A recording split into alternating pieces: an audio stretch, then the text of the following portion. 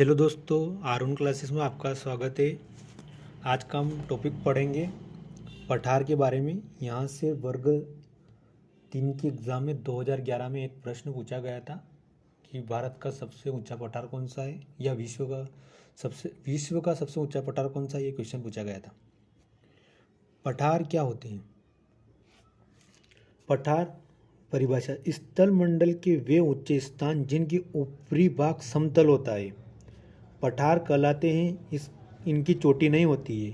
इनमें मेजनुमा आकृति की संरचना पाई जाती है। पठार खनिजों का एक अच्छा स्रोत होता है। तो पठार क्या होता है? एक मेजनुमा आकृति होती है जिसे पठार कहते हैं। और पर्वत में क्या ऐसे चोटियाँ पाई जाती है, पर्वत में ऐसी चोटियाँ पाई जाती है। और जबकि पठार में क्या होता है, एक उनकी ऊपर की आकृति क्या समतल होती है, ऐसी समतल।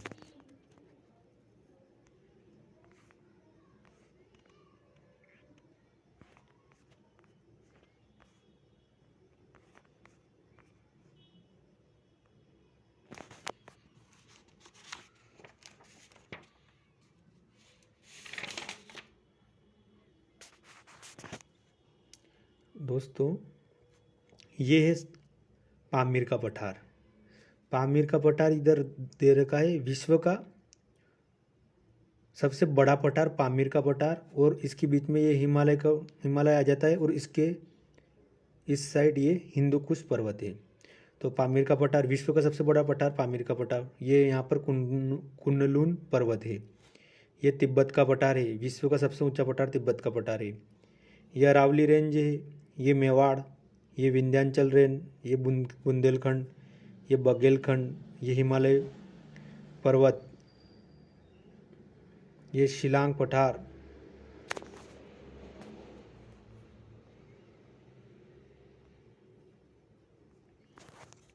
ये पश्चिमी घाट सतपुड़ा, ये दक्कन का पठार दंडकारण्य पठार, नीलगिरी कर्नाटक का पठार, ये पूर्वी घाट का पठार।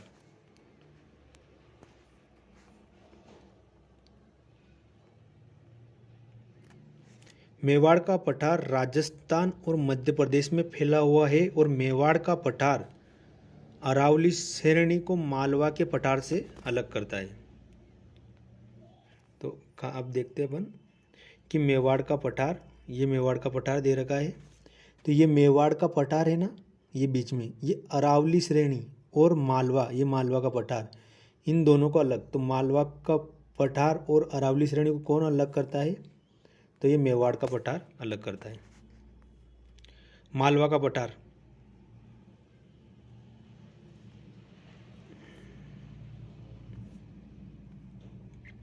मालवा का पठार, मालवा का पठार मध्य प्रदेश में स्थित है। यहाँ पर बेसाल्ट चट्टानें पाई जाती। कौन सी चट्टानें पाई जाती? बेसाल्ट चट्टानें पाई जाती है। यहाँ की मिट्टी काली मिट्टी होती है। और यहाँ पर चंबल नदी का बेसिन है, मतलब चंबल नदी ज़्यादा पाई जाती है। चंबल नदी नाली का अपरदन के लिए फेमस है, जिससे बीहड़ क्षेत्र कहते हैं। तो मालवा का पठार मध्य प्रदेश में स्थित है। कौन सी चट्टानें पाई जाती है? बेसाल्ट चट्टानें पाई जाती है। मिट्टी कैसी है? काली है। चंबल नदी बेसिन क्षेत्र पाया जाता है, मतलब चंबल नदी का आसपास का क्षेत्र पाया जाता है। और चंबल नदी जहाँ से गुजरती है ना, तो वहाँ मिट्टी के बड़े बड़े नालिकाएं, गड्ढे बना देती है। ऐसे ऐसे बड़े बड़े ऐसे ऐसे गड्ढे बना देती है। इसे चंबल बेसिन क्षेत्र कहते हैं।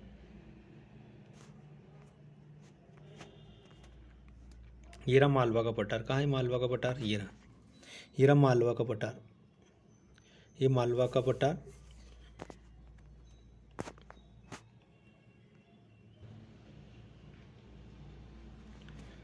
मालवा का पठार मध्य प्रदेश में स्थित है। कैसी चट्टानें पाई जाती है? बेसाल्ट चट्टानें। बेसाल्ट चट्टानों में कौन सी मृदा होती है? काली मृदा होती है। चंबल नदी का बेसिन क्षेत्र है। चंबल नदी अपरदन और अपरदित क्षेत्र को बीहड़ कहते हैं। बीहड़ मतलब जैसे ये नदियाँ हैं, ये नदी जा रही है ऐसे ऐसे, तो ये आसपास के बहुत गहरे, यहाँ पर बहुत गहरे गहरे दूर दूर तक खड्डे बना देती है, इसलिए इसे चंबल नदी का अपरदन क्षेत्र कहते हैं।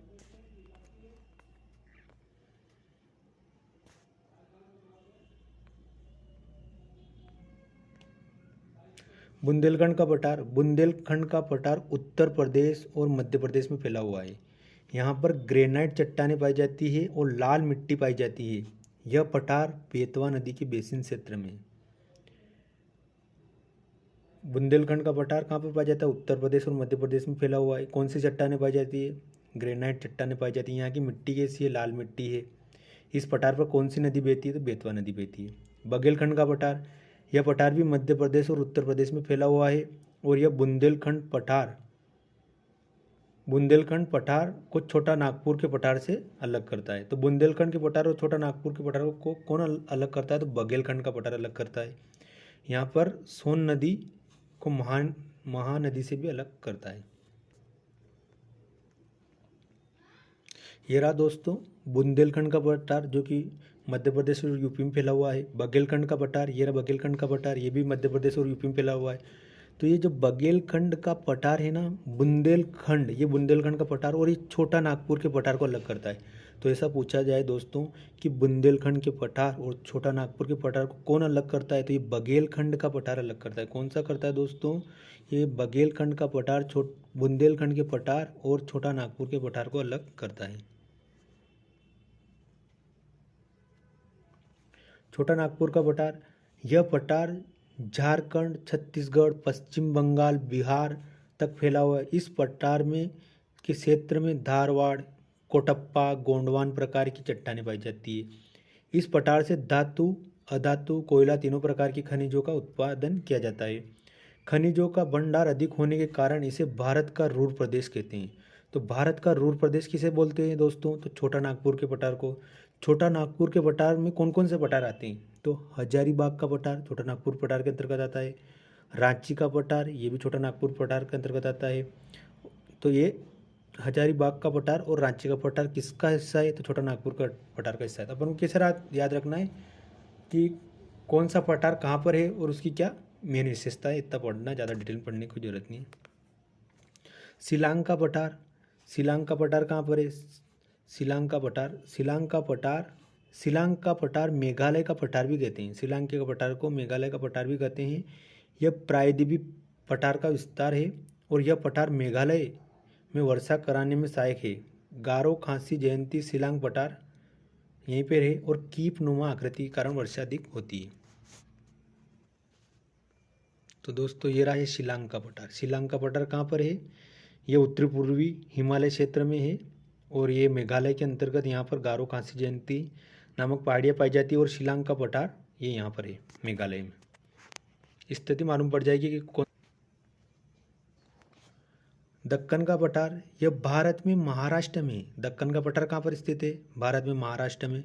यह भारत का सबसे बड़ा पठार है और इसकी आकृति त्रिभुजाकार है और दक्कन के पठारों को भी 3 भागों में बांटा गया है। तो दक्कन के पठारों को कितने भागों में बांटा गया है? 3 भागों में। कौन कौन से देखते हैं दोस्तों? ये रहा दक्कन का पठार। दक्कन का पठार कहाँ है? ये रहा महाराष्ट्र के क्षेत्र में दक्कन का पठार। ये यहाँ पर कर्नाटक का पठार, ये आंध्रा का पठार, ये पूर्वी घाट का पठार।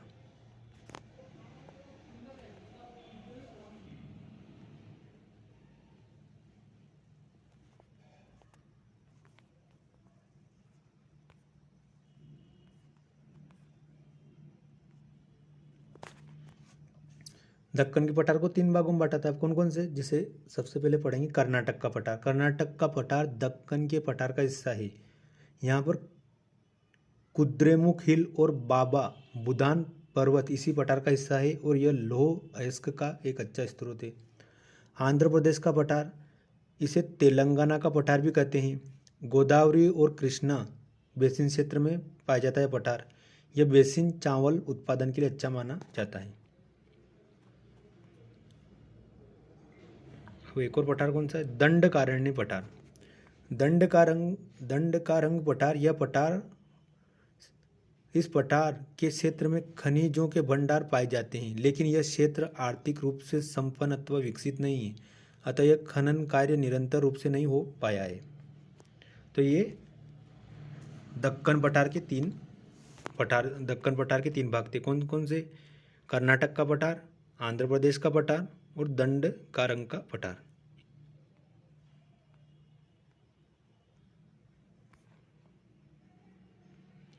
अब विश्व स्तर पर पठार, तिब्बत का पठार, ये वर्ग 3 के एग्जाम में 2011 में पूछा गया था कि विश्व का सबसे ऊंचा पठार कौन सा है, तो तिब्बत का पठार है। तिब्बत का पठार कहाँ है, तो यह हिमालय और कुनलुन पर्वत के बीच में है। हिमालय और कुनलुन पर्वत के बीच में कौन सा पठार है,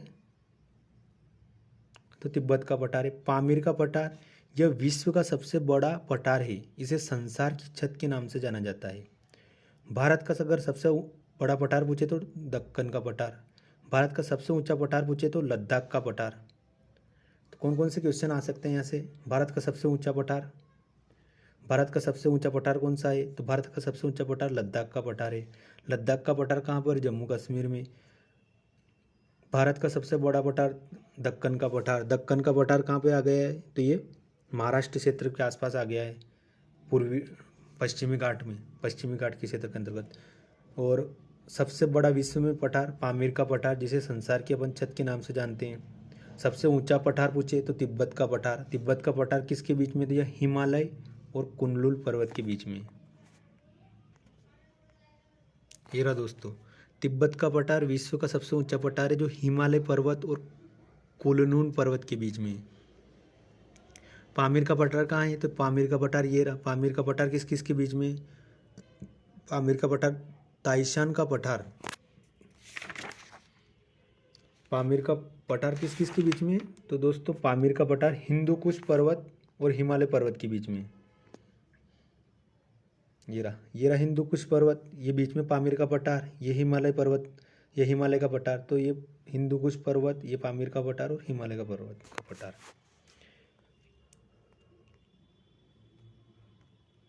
अपन एक बार और देखते हैं, मेवाड़ के पठार के बारे में पढ़ते हैं। मेवाड़ का पठार कहाँ पर है दोस्तों, तो ये राजस्थान और मध्य प्रदेश में फैला हुआ है। मेवाड़ का पठार अरावली श्रेणी, ये अरावली रेंज और ये मेवाड़, तो मेवाड़ का पठार अरावली श्रेणी और मालवा के पठार को अलग करता है। उसके बाद मालवा का पठार कहाँ पर है, तो मध्य प्रदेश में स्थित है। काई के लिए कौन सी चट्टानें पाई जाती है यहाँ पर दोस्तों, बेसाल चट्टानें पाई जाती है। मिट्टी कैसी है यहाँ पर, काली मिट्टी है। कौन सा नदी का क्षेत्र है, चंबल नदी का क्षेत्र है। चंबल नदी कौन सा अपवर्दन करती है, तो नाली अपवर्दन करती है, जिसे बीहड़ कहते हैं। अगला कौन सा है दोस्तों, बुंदेलखंड का पठार। बुंदेलखंड का पठार कहाँ पर है, तो बुंदेलखंड का पठार ये रहा, बुंदेलखंड का पठार, एक सेकंड, ये रहा बुंदेलखंड का पठार। ये बुंदेलखंड का पठार ऊपर की मध्य प्रदेश और यूपी की सीमा में फैला हुआ है और यहाँ पर लाल मिट्टी पाई जाती है। कौन सी मिट्टी पाई जाती है, यहाँ पर लाल मिट्टी पाई जाती है बुंदेलखंड के पठार में। बघेलखंड का पठार, तो बघेलखंड का पठार ये भी, ये रहा बघेलखंड, ये बघेलखंड का पठार, ये भी उत्तर प्रदेश और एमपी की सीमा पर फैला हुआ है। जो ये बघेलखंड का पठार है ना, ये बुंदेलखंड के पठार और छोटे नागपुर के पठार को अलग करता है। तो दोस्तों कौन से पठार को अलग करता है, बघेलखंड का पठार बुंदेलखंड के पठार और छोटा नागपुर के पठार को अलग करता है। अब बुंदेलखंड के पठार में कौन सी नदी है, सोन नदी। छोटा नागपुर का पठार, अब छोटा नागपुर के पठार के बारे में थोड़ा और पढ़ेंगे अपन कि छोटा नागपुर के पठार को क्या बोलते हैं। तो छोटा नागपुर के पठार को अपन बोलते हैं रूर प्रदेश। कौन सा प्रदेश, रूर प्रदेश, क्योंकि यह खनिज भंडार की अधिकता होने के कारण। और यह कौन से क्षेत्र में फैला है, तो ये झारखंड, छत्तीसगढ़, पश्चिम बंगाल, बिहार तक फैला हुआ है। और इसमें कौन कौन से पठार आते हैं, तो यहाँ पर ऊपर एक आता है हजारीबाग का पठार, फिर रांची का पठार। तो ऐसा पूछे कि रांची का पठार और हजारीबाग का पठार किसका हिस्सा है, तो ये छोटा नागपुर का पठार का हिस्सा है। शिलांग का पठार कौन से हिस्से में आता है, तो दोस्तों शिलांग का पठार ये वाला, ये मेघालय हिस्से में आता है। कौन से हिस्से में आता है, शिलांग का पठार तो मेघालय के हिस्से में आता है। ऐसा पूछे कीपनुमा वर्षा कौन से पठार से होती है, तो शिलांग के पठार से। मेघालय में कीपनुमा आकृति की वर्षा होती है। गारो खासी जयंतियाँ और शिलांग पठार कहाँ पाया जाता है, तो ये मेघालय में पाया जाता है। दक्कन का पठार, दक्कन का पठार कहाँ पे, तो अपन देखते हैं दक्कन का पठार, ये रहा दक्कन का पठार। दक्कन का पठार भारत का सबसे बड़ा पठार है। ऐसा पूछे दोस्तों भारत का सबसे बड़ा पठार कौन सा है, दक्कन का पठार। दक्कन के पठार को कितने भागों में बांटते हैं, इसकी आकृति पूछे त्रिभुजाकार। दक्कन के पठार को अपन कितने भागों में बांट सकते हो, तो दक्कन के पठार को अपन 3 भागों में बांट सकते हैं। कौन कौन सा आएगा इसमें, एक तो कर्नाटक का पठार, कर्नाटक का पठार, एक और आंध्र प्रदेश का पठार और एक दंड का रंग का पठार। तो ये रहा दक्कन का पठार, ये रहा। और इसके 3 भागों में बांट सकते, तो कर्नाटक का पठार ये रहा, आंध्र प्रदेश का पठार ये रहा, दंड कारण्य का पठार ये रहा। तो कर्नाटक का पठार, आंध्रा का पठार और दंड कारण्य का पठार, इन तीनों पठारों से मिलकर दक्कन के पठार का निर्माण होता है, इसलिए यह भारत का सबसे बड़ा पठार है। विश्व का सबसे ऊंचा पठार, तो ये रहा दोस्तों विश्व का सबसे ऊंचा पठार, तिब्बत पठार विश्व का सबसे ऊंचा पठार है। और ये किस किस को अलग करता है, तो ये हिमालय और कुनलुन पर्वत को अलग करता है। कौन से दोस्तों, ये हिमालय कहाँ पर है, ये रहा हिमालय, हिमालय पर्वत और कुनलुन पर्वत को कौन अलग करता है, तो तिब्बत का पठार, ये विश्व का सबसे ऊंचा पठार है। और अपने पामीर का पठार, ये पामीर का पठार जिसे संसार की छत कहते हैं, ये हिंदू कुश पर्वत और हिमालय पर्वत को अलग करता है। तो पामीर का पठार किसे अलग करता है, हिंदू कुश पर्वत और हिमालय पर्वत को। यह विश्व का सबसे बड़ा पठार है।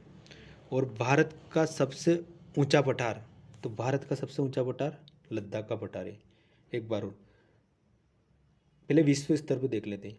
पामीर का पठार विश्व का सबसे बड़ा पठार जिसे संसार की छत कहते हैं, और ये संसार की छत कहते हैं पामीर को पठार को। तिब्बत का पठार विश्व का सबसे ऊंचा पठार। भारत का सबसे बड़ा पठार, तो दक्कन का पठार भारत का सबसे बड़ा पठार। भारत का सबसे ऊंचा पठार, तो लद्दाख का पठार, ये लद्दाख क्षेत्र यहाँ पर है, यहाँ पर है विश्व का भारत का सबसे ऊंचा पठार लद्दाख का पठार, जो कि जम्मू कश्मीर क्षेत्र में आता है।